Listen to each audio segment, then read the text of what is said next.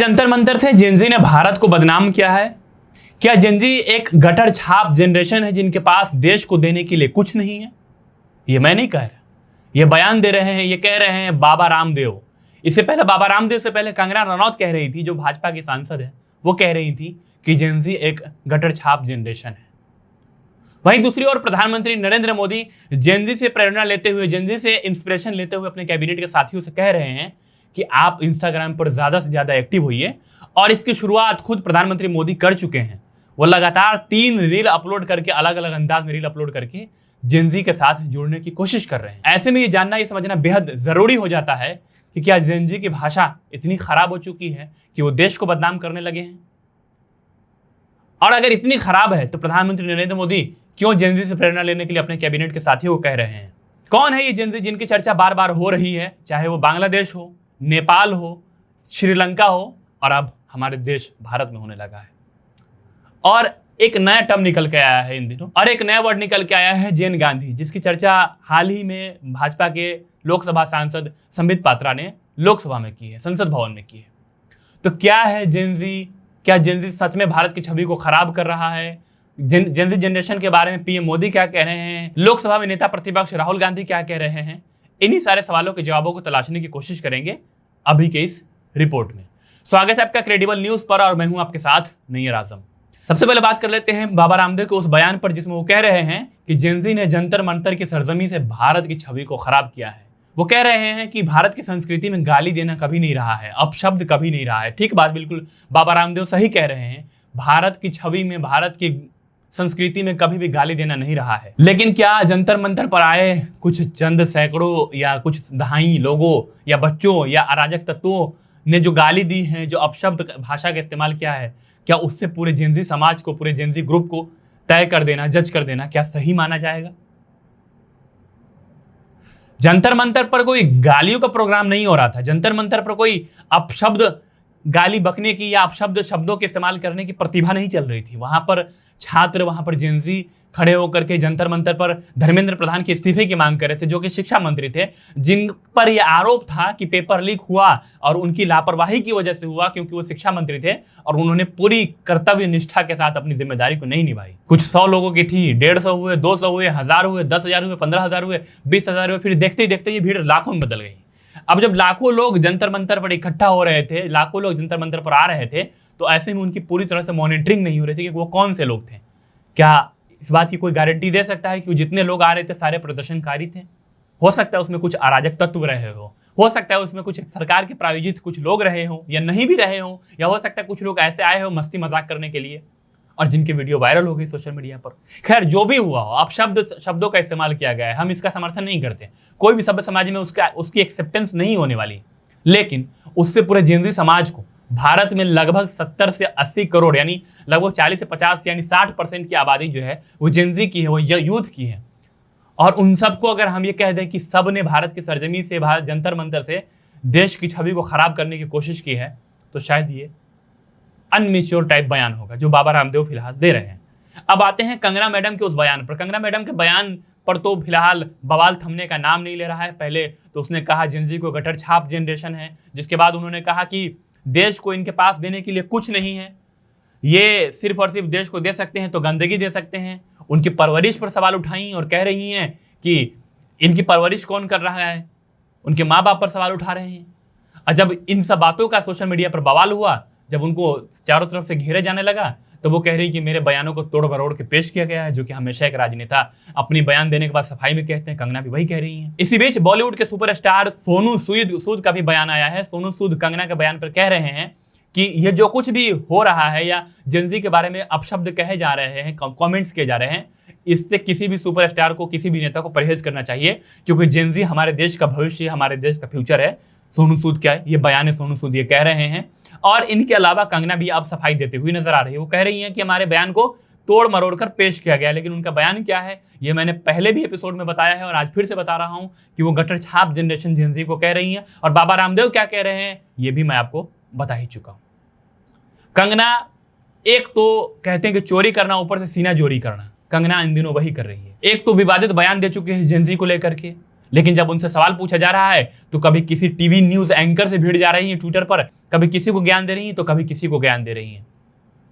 इन सब के बीच ये जानना जरूरी हो चुका है कि आखिर ये जेन ज़ी जनरेशन है क्या, ये जनरेशन जेड है क्या। तो देखिए, जेन ज़ी जनरेशन जो है कोई शास्त्रों में लिखी हुई ये जनरेशन नहीं है, या किसी धर्म में लिखा हुआ जनरेशन नहीं है। ना ही वो इस्लाम में लिखा हुआ है, ना ही वो सनातन में लिखा हुआ है, ना ही क्रिश्चियनिटी में लिखा हुआ है, ना ही बौद्धिज्म में लिखा हुआ है, कहीं पर लिखा हुआ जनरेशन नहीं है। जेन ज़ी जनरेशन दरअसल उन जनरेशन को कहा गया है, डिकोड किया गया है, कोडिंग दिया गया है, जिन बच्चों की पैदाइश, जिन लोगों की पैदाइश साल 1997 यानी साल 1997 से लेकर के 2012 के बीच हुई है, उनको जेन ज़ी जनरेशन कहा गया है। और क्यों कहा गया है? क्योंकि इन सालों के बीच, इन वर्षों के बीच में देश में और दुनिया में इंटरनेट आया, देश और दुनिया में सोशल मीडिया ऐप्स आए हैं, और इन सालों के बीच में, इन वर्षों के बीच में जो बच्चे पैदा हुए हैं, जिन बच्चों ने जन्म लिया, उन सभी का खिलौना वो मिट्टी की गुड़िया से हट करके और बाकी चीजों से हट के ट्रेडिशनली जो चलता आ रहा था उससे हट करके टेक्नोलॉजी पर शिफ्ट हो गए। वो उनके हाथों में रिमोट कंट्रोल कार आ गई, उनके हाथों में छोटे छोटे कीपैड फोन आ गए, और धीरे धीरे इंटरनेट आ गया। और आज दुनिया में इंटरनेट के इस्तेमाल करने वाले लोगों में सबसे बड़ी आबादी किसी की है तो वो जेन ज़ी की है। इवन गूगल में भी ऐसा डेटा कहता है, गूगल में भी बहुत बड़ी संख्या, बहुत बड़ा नंबर जेन ज़ी जो एम्प्लॉय है उनका है। तो जेन ज़ी हर जगह पर है, और इसी को जेन ज़ी कहा जा रहा है जिनकी पैदाइश साल 1997 से लेकर के 2012 के बीच में हुई।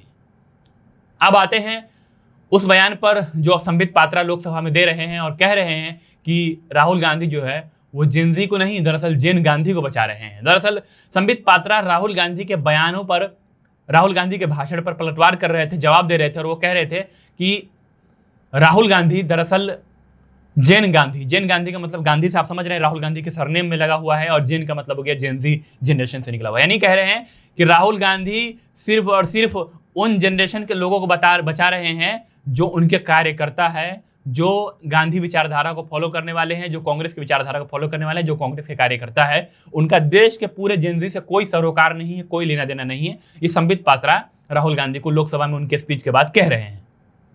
तो इस जेन ज़ी का और इस जेन गांधी से कोई लेना देना नहीं है, फिलहाल वो एक राजनीतिक बयान है। अब आते हैं उन चीज़ों पर, उन बातों पर जिन चीज़ों ने पूरी दुनिया में, जेन ज़ी ने पूरी दुनिया में तहलका मचाया, और कई जगहों पर तो सत्ता परिवर्तन हो गया। सबसे पहले बात श्रीलंका में। साल 2022 में यही जेन ज़ी श्रीलंका के सड़कों पर उतरे और वहां के राष्ट्रपति को देश छोड़ के भागना पड़ा, निकलना पड़ा। देश की सत्ता रातों रात परिवर्तन हो गई, संसद भवन पर कब्जा हो गया, पार्लियामेंट पर कब्जा हुआ, सुप्रीम कोर्ट पर कब्जा किया, और हर जगहों पर, हर सरकारी आवास पर इन जेन ज़ी ने कब्जा किया और अपने हिसाब की सरकार वहां पर बनाई।